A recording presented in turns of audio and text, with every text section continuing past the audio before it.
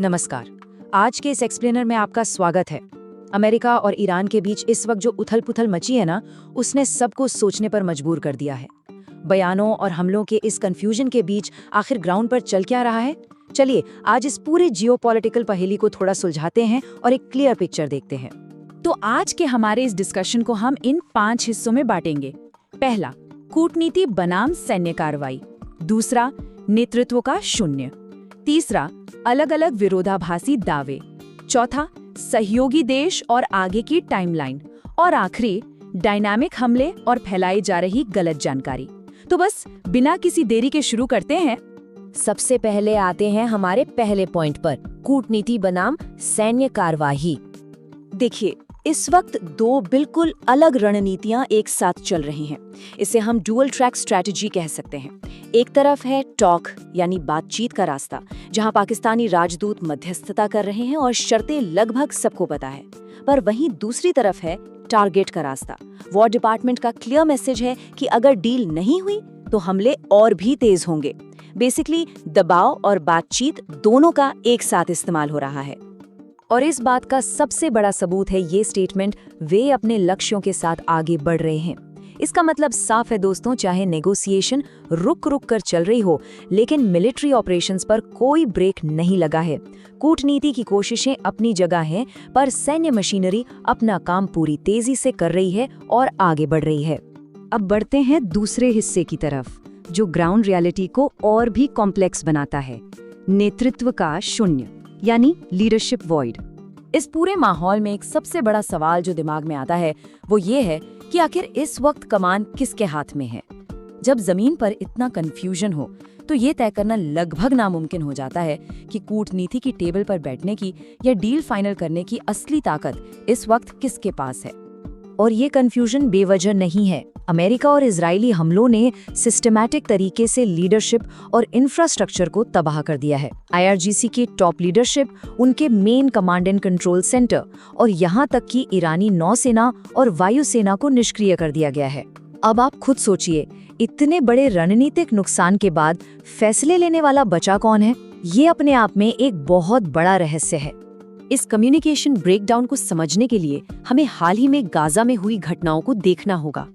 जिस तरह वहां हमास की लीडरशिप खत्म होने के बाद ग्राउंड पर कम्युनिकेशन पूरी तरह चरमरा गया था, ठीक वही पैटर्न हमें अब ईरान में देखने को मिल रहा है। कमांड स्ट्रक्चर्स के नष्ट होने से लीडरशिप में एक भारी उथल-पुथल और भ्रम मचा हुआ है। तीसरे हिस्से पर आते हैं। चलिए देखते हैं इन विरोधाभासी दावों को और इस बात को कि क्या वाकई कोई बातचीत हो रही। इन वार्ताओं को लेकर एक बहुत गहरा पॉलिटिकल स्केप्टिसिज्म है। प्रतिनिधि जिम हाइम्स का ये बयान देखिए। वो सीधे तौर पर कह रहे हैं कि ये एक सफेद झूठ है, एक मनगढ़ंत कहानी है और ईरान के साथ ऐसी कोई बातचीत नहीं चल रही। ये उस गहरे राजनीतिक विभाजन को दिखाता है कि क्या प्रशासन सच बोल रहा है या नहीं। लेकिन ठीक इसके उलट प्रशासन का एकदम फर्म और यूनाइटेड स्टैंड है। राष्ट्रपति ट्रंप लगातार जोर देकर कह रहे हैं कि नेगोशिएशंस हो रही हैं, और सिर्फ वही नहीं, स्टीव विटिकॉफ और जैरेड कुशनर दोनों ने भी इस बात की पुष्टि की है। तो बेसिकली एक ही मुद्दे पर दो बिल्कुल विरोधी दावे आमने सामने खड़े हैं। और दोस्तों, ये सब सिर्फ एक पॉलिटिकल डिबेट तक सीमित नहीं है। इसका सीधा असर हमारी और आपकी आर्थिक स्थिति पर पड़ रहा है। ऑयल की कीमतें उछलकर $112 प्रति बैरल तक पहुंच गई हैं और शेयर मार्केट में 2% की गिरावट आई है। तो इस जियोपॉलिटिकल टेंशन की असली कीमत ग्लोबल इकोनॉमी चुका रही है। चलिए अब आते हैं हमारे चौथे पॉइंट पर, सहयोगी देश और आगे की टाइमलाइंस। अगर हम टाइमलाइन को ट्रैक करें तो चीजें बहुत तेजी से आगे बढ़ रही हैं। अभी हाल ही में हॉर्मुज जल डमरू मध्य में एक टैंकर पर हमला हुआ। वहीं सहयोगी देशों के गठबंधन में शामिल न होने को लेकर भी थोड़ी निराशा है। आने वाले दिनों में नए डेवलपमेंट्स की उम्मीद है, क्योंकि प्रशासन चाहता है कि अगले 4 से 6 हफ्तों में इन मिलिट्री ऑपरेशंस को समेट लिया जाए। पर यहाँ एक बहुत बड़ी चिंता भी है।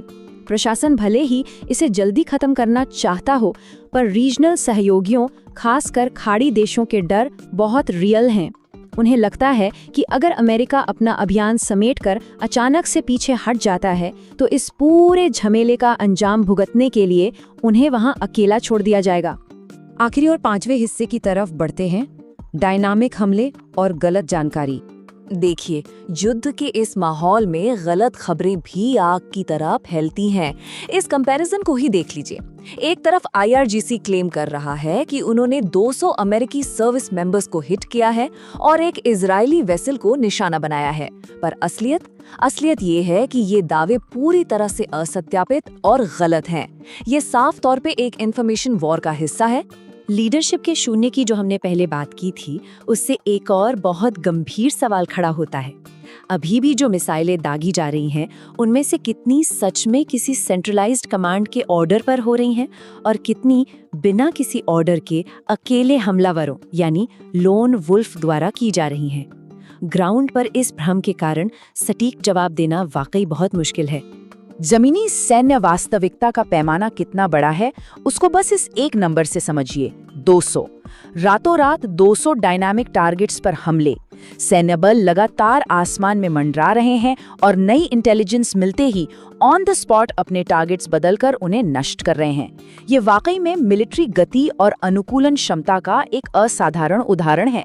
तो इन सब बातों को समेटते हुए आज के इस एक्सप्लेनेर को हम एक बड़े और ज़रूरी सवाल के साथ ख़त्म करेंगे।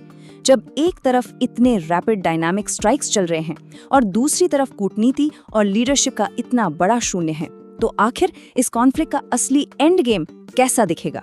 इस बारे में सोचिएगा ज़रूर। आज के इस विश्लेषण से जुड़ने के लिए आपका बहुत बहुत धन्यवाद।